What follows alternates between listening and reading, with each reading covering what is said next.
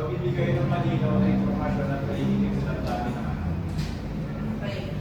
Sinasabi dyan na isa sa mga katangian na pagmamagulang ng pag-ugnayan na kung saan binibigyan tayo ng payo, gabay, at isang mga katanungan natin mga magulang upang mahubog ang kanilang iwalang sa atin bilang mga anak.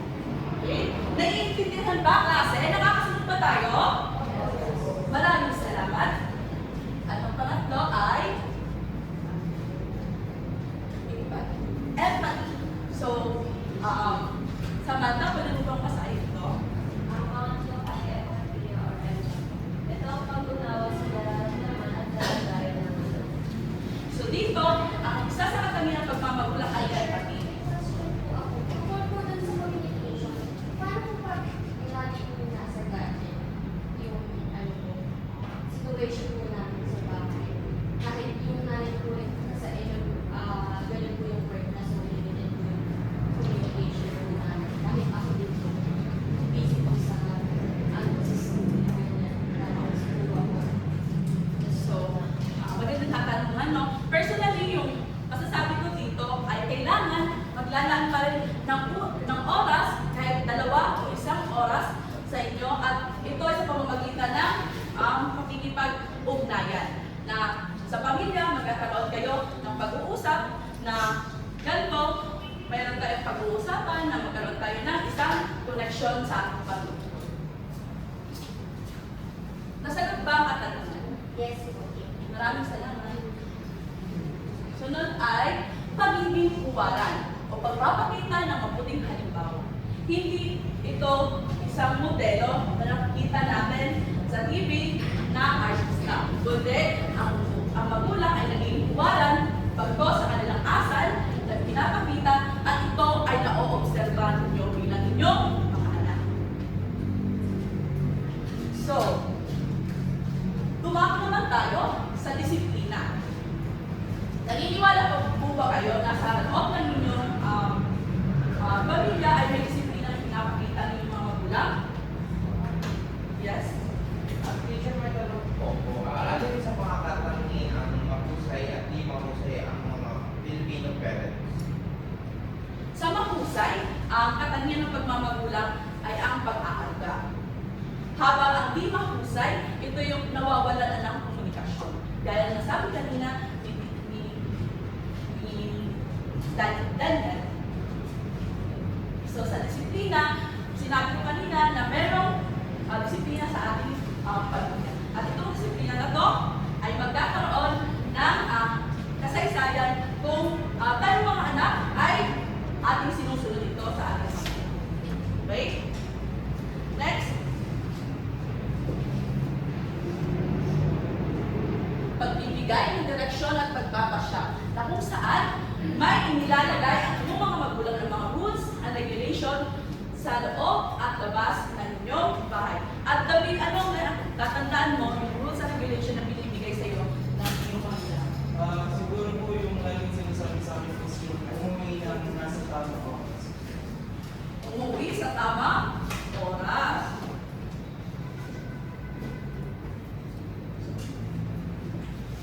Ikaw, Jayon, anong iisip mong rules and regulation na binibigay sa iyo ng iyong pamilya? Sa parents, sinasabi ko ng parents ko na kilala mo likod sa school yung mga tao, pakikisamahan ko, makakasalamu ako. Lalo na po ngayon na nasa malayo po yung school ko sa bahay. Maraming salamat. Kita Dani. Ang sinabi ni Jayon. At itong iyong sagot ay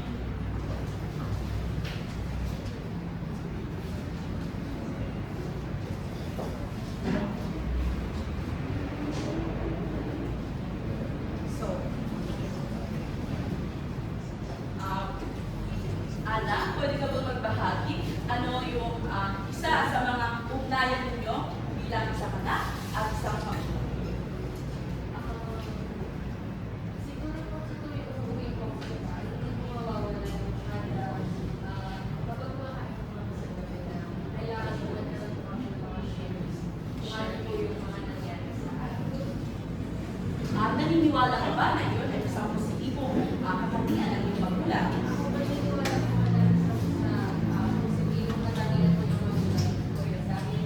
Inaalam ko nila kung ano po yung mga nangyayari sa buhay ko para makita. Sa'yo, Lawrence, ano yung maibaga? Siguro po, totally, kahit na malaki po, kasi nag-aasang balas po ako, so nag-online po ako ngayon. So, always po akong kinukumusta ng mga oras po po ako dahil first time po ako na mag-isa lang sa mga titira. Kinukumusta po ako marami like, kumusta ka dyan, kung ano po ng tama, So, nagkakaroon pa rin kayo ng komunikasyon kahit na nasa telephone or mga gadgets na natin. Anong parenting style ko yung pinakamaganda na magkakalit kayo mag-ilan Ang pagiging authoritative na parenting style kung saan nagkakaroon ng balanse yung isang anak at isang magulang, ang bawat desisyon ay malaya at patuloy na may pagtanggap sa mga bagay. At ngayon, dadalo naman tayo dahil nagkakaroon tayo ng technical problem kung ano ba ang mga ugat ng pamilya masaya, pamilya, kasamahan, connection, at kanina, lagi yung sasabi yung maunawain. Maunawain. Okay. Yung mga danas ninyo sa inyong mga magulang, magbibigay ng payo, magbibigay ng mga payo sa inyo, ay magpo-fall siya sa maunawain. Bakit kaya, Samantha? Bakit kaya maunawain?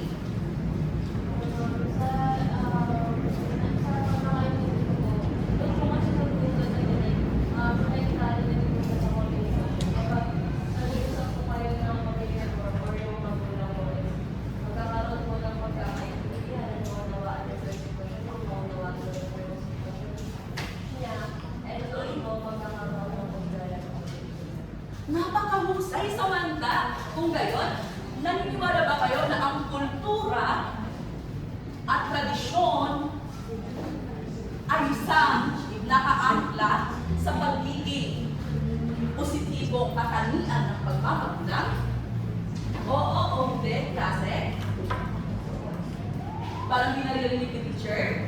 Oo o hindi? Parang mahina talaga, hindi naririnig ni teacher? Oo o hindi, klase? Oo. Dahil ang kultura at tradisyon ay nakaangkla sila sa katangian ng pagmamagulang. Sa paanong paraan? Dahil sa kanilang kultura at tradisyon, naging pundasyon nila yon upang sila ay mahubog, magkaroon ng isang dalisay na pagmamagulang at andito kayo sa apat na sulok ng silid-aralan na ito, nakikinig dahil sila ay naniniwala na ang edukasyon ay isang susi sa inyong katagumpayan. So, klase, na-encounter nyo na ba ang Kawikaan 22, chapter 22, verse 6?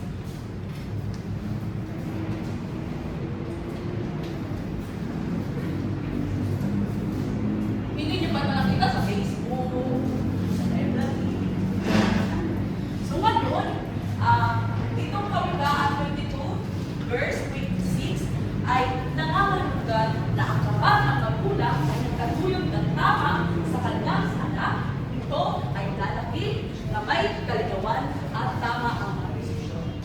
So, hanggang tumanda kayo bilang isang mga estudyante ngayon, madadala ang mga kanian na inubog sa inyong mga. So, dito ko na natapos ang ating talakayan.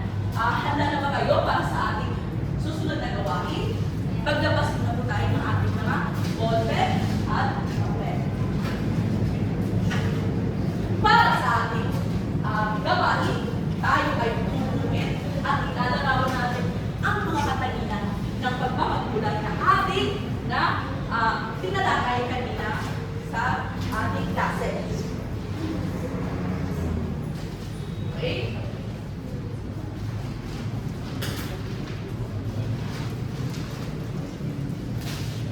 Hatiin ko kayo sa dalawang grupo. Unang grupo, pangalawang grupo.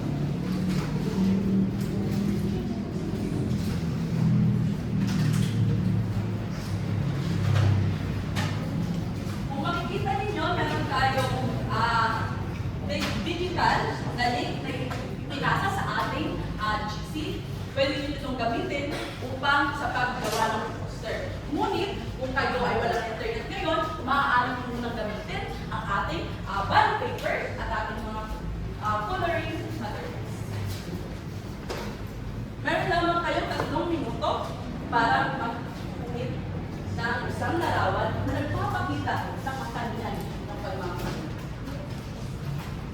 Wala kayong bond paper? Si teacher meron. Kaya bibigyan ko kayo. Tama? Pumili na kayo ng isang representante na magbabahagi.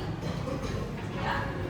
At then yung 3 minuto ay start